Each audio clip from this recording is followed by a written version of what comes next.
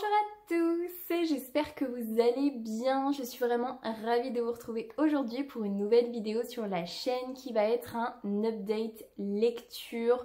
Ça fait vraiment longtemps que je n'ai pas tourné d'update lecture, ce qui est un souci puisque j'ai énormément lu au mois de juillet. C'est juste que comme tout mon mois de juillet était déjà programmé en fait à l'avance, bah du coup voilà, là je vais pouvoir tourner plein d'updates lecture qui vont se succéder sur le mois d'août et un petit peu sur le mois de septembre aussi il me semble. Donc il faut vraiment de toute urgence que je vous les tourne parce que là les deux lectures dont j'aimerais bien vous parler, je crois que je les ai terminées pour la première il y a peut-être un mois à peu près et la deuxième j'ai dû finir il y a 15 jours, donc j'ai encore mes souvenirs mais voilà, c'est plus si frais que ça, donc il est largement temps et cette introduction est beaucoup trop longue, donc on commence tout de suite. Première lecture dont j'aimerais bien vous parler, il s'agit d'une lecture que j'ai fait en livre audio. D'ailleurs la deuxième aussi, ce sera un update lecture spécial livre audio. Et c'est le tome 2 de l'Arche spatiale de Peter Hamilton. Je crois que c'est la fille de la capitaine. Et je vous ai fait un update lecture sur le tome 1 que j'ai lu il y a quelques semaines du coup, puisque j'ai enchaîné direct après le tome 1 avec le tome 2. Pour vous refaire un petit topo, on va suivre la vie d'humains qui vivent dans le Daedalus, qui est un énorme vaisseau qui se dirige depuis plus de 500 ans. Ça doit faire 800 ans. Bref, il se dirige vers une planète qui est capable d'être habitée par les humains. Ça fait 500 ans qu'il y a eu une mutinerie, donc plein de choses technologiques de pointe qui existaient avant ont été décimées. Et là, 500 ans après, on a des personnes qui vivent dans leur village, cultivent la terre, élèvent des bêtes, chacun a son petit travail. Mais on se doute que là, on n'est pas loin de la destination. Et en fait, il se trouve que dans cet univers-là, on va avoir le cyclage qui va être mis en place, je crois que c'est à 65 ans. Les personnes sont cyclées, c'est-à-dire qu'on va les faire mourir et elles vont être utilisées comme engrais, on va dire, parce que voilà, dans le vaisseau, ce n'est pas possible d'accueillir voilà, énormément de personnes. Et dans le tome 1, en fait, on va suivre Hazel, qui est une jeune fille, qui va participer à cette cérémonie-là. Et une des personnes qui va être cyclée va lui dire qu'en fait il y a un trou dans le Daedalus, que l'air s'échappe depuis quelques temps et c'est pour ça que tout le monde a des maux de tête et qu'au final la capitaine électrique ne fait rien, qu'il y a un problème. Et en parallèle de ça, son frère va avoir un accident qui va le rendre tétraplégique et donc va se poser la question, est-ce qu'il va être cyclé ou pas? Et donc on suit Hazel qui veut sauver son petit frère et qui veut également reboucher le trou, enfin en tout cas la faille dans le Daedalus, même si les puissants de son village ne sont pas d'accord avec ça. Et voilà, globalement on suit sa quête, on suit les découvertes de ce qu'est vraiment la capitaine électrique. Est-ce qu'il y a d'autres habitants dans le Daedalus? Est-ce qu'ils sont vraiment proches de ce monde? Voilà. Le premier tome que j'avais énormément aimé, c'est d'ailleurs pour ça que j'ai enchaîné avec le tome 2, c'était beaucoup la mise en place de l'univers, les IA, parce qu'on va avoir une IA qu'elle va nommer John, qui va apparaître et qui va permettre en fait de donner plein d'informations sur ce qui était la réalité avant la mutinerie et que nos personnages ne connaissent pas du coup. Donc voilà, univers de science-fiction, j'ai adoré mon écoute du tome 1, vraiment. En plus au niveau audio, la lectrice va alors avoir sa voix qui va être transformée de façon assez synthétique, électrique, robotique même, et donc c'est très agréable d'écouter cette histoire avec les différentes voix, bien évidemment comme n'importe quel livre audio, mais là pour John je trouvais que ça apportait vraiment un côté immersif à l'histoire. Et donc du coup voilà, j'ai poursuivi avec la lecture du tome 2 puisqu'on a énormément de révélations qui sont faites à la fin du tome 1 et voilà, j'avais envie de poursuivre tout simplement dans la quête d'Hazel, dans les futures découvertes et si vraiment ils allaient arriver dans ce nouveau monde ou pas. Et là, alors j'ai pas détesté ma lecture, enfin mon écoute plutôt, mais mon avis sur ce tome 2 est très mitigé. La première chose que je peux vous dire, c'est que j'ai été énormément déçue que le personnage de John, ce soit pas comme pour le premier tome.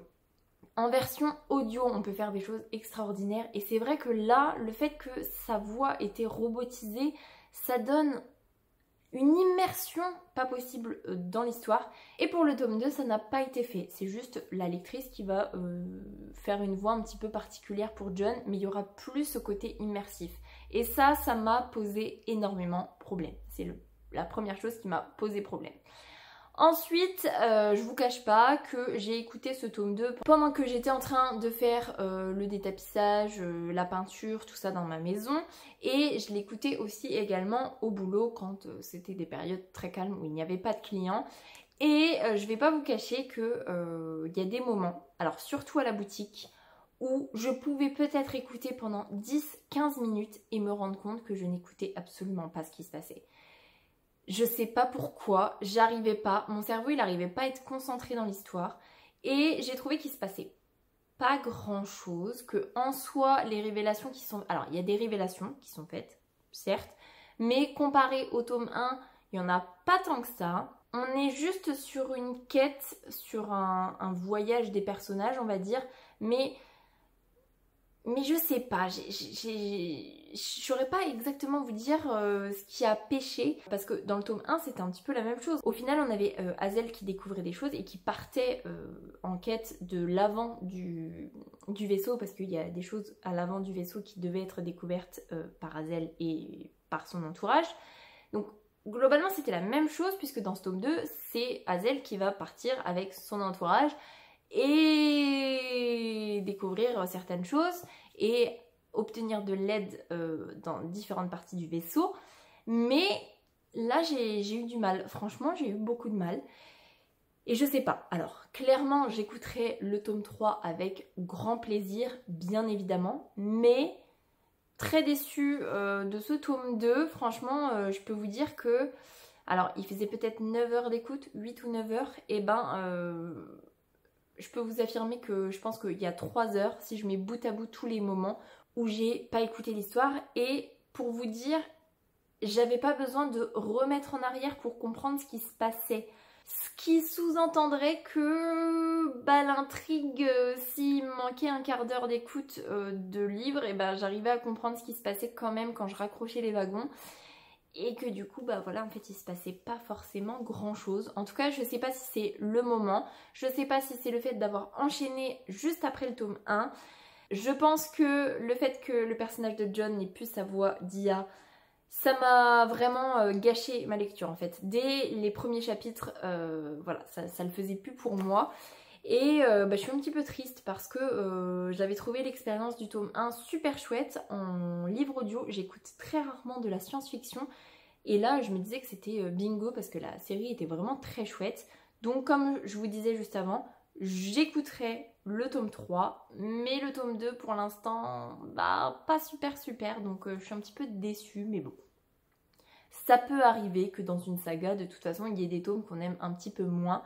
Peut-être que le tome 3, ça va révéler énormément de choses, qu'il va se passer plein de choses. Mais pour moi, le tome 2, c'était pas tant que ça en fait. Donc bon, bref. Voilà pour le tome 2 de l'Arche spatiale de Peter Hamilton. Pour moi, c'était très mitigé et je vous en reparle prochainement avec le tome 3. Du coup, après avoir fini cette écoute, j'avais besoin d'une valeur sûre. Et j'ai décidé de me tourner une nouvelle fois vers Stephen King. Et donc, j'ai écouté Après de Stephen King. J'en avais jamais entendu parler de celui-ci. Enfin, peut-être qu'on m'en avait déjà parlé il y a longtemps, mais je savais pas de quoi ça parlait. J'avais pas spécifiquement envie de l'écouter. Je sais que Carrie, oui, j'avais envie de l'écouter. Je sais que le tome 2 de ça, j'avais très envie. Je sais que Brume, dont je vous reparlerai dans quelques updates lecture, j'avais très envie. Dôme, voilà, ce sont des titres de Stephen King que j'avais très envie d'écouter. Mais c'est vrai qu'après, j'en avais pas entendu parler. J'ai lu le résumé, et donc le résumé, c'est l'histoire en fait d'un jeune garçon. L'histoire, elle va commencer, il a 6 ans. Il s'appelle Jamie. Et sa caractéristique, c'est qu'il est capable de voir les morts et de communiquer avec les morts. Il va d'ailleurs, le narrateur qui est Jamie, va lui-même se comparer au petit garçon dans Sixième Sens, et voilà.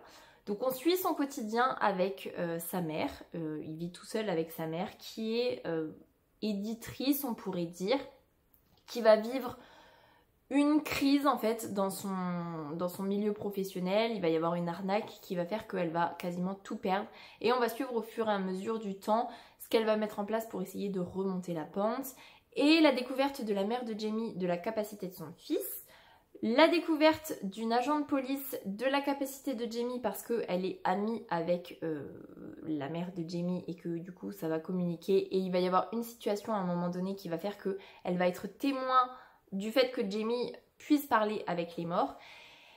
Et un jour, Liz, donc la flic, va demander à Jamie d'aller quelque part avec elle pour voir un mort bien particulier et pouvoir communiquer avec lui. Et c'est le début de l'histoire d'horreur, puisque lui-même, quand il raconte, il dit « En fait, je vous ai bien prévenu que c'était une histoire d'horreur. » Et voilà, globalement, c'est ça le résumé.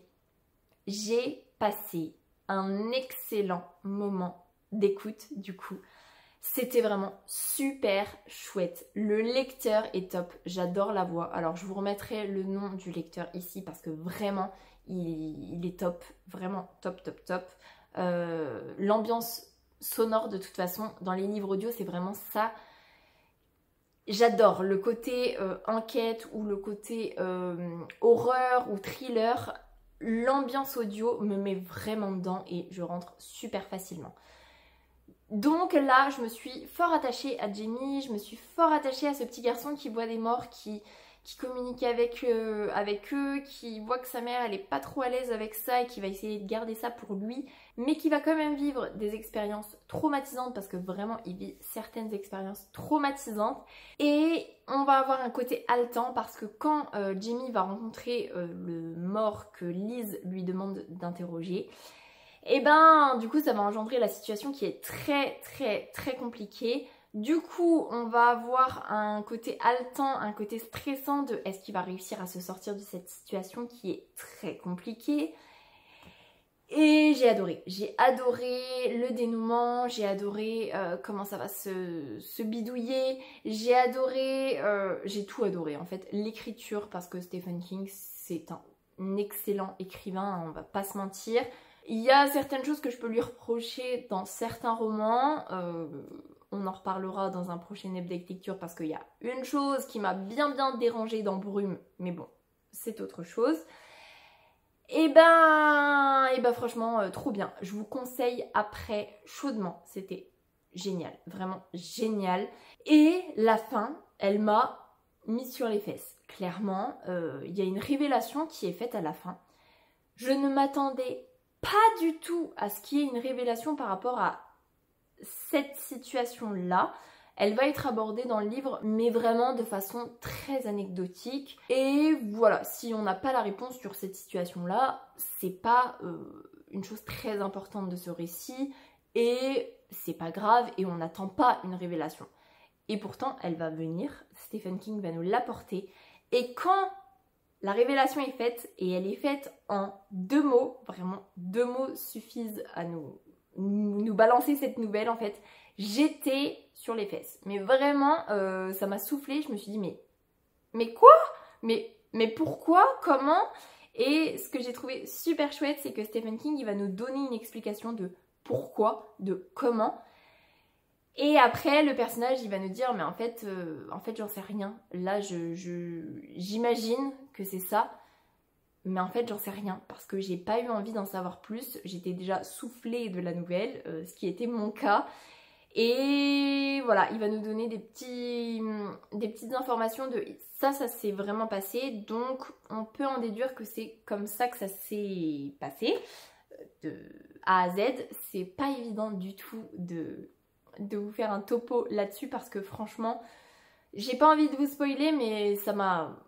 Voilà, pourtant c'est pas si fou que ça, mais je m'attendais tellement pas à avoir une révélation là-dessus que voilà, j'étais bouche bée. J'étais assise d'ailleurs quand j'écoutais ce passage-là. Et bah c'était très bien parce que je me suis dit mais pourquoi? Comment? Vraiment. Et ça a encore plus rajouté le fait que j'ai adoré ma lecture. Enfin mon écoute. J'ai toujours tendance à dire ma lecture alors qu'en fait j'ai vraiment écouté.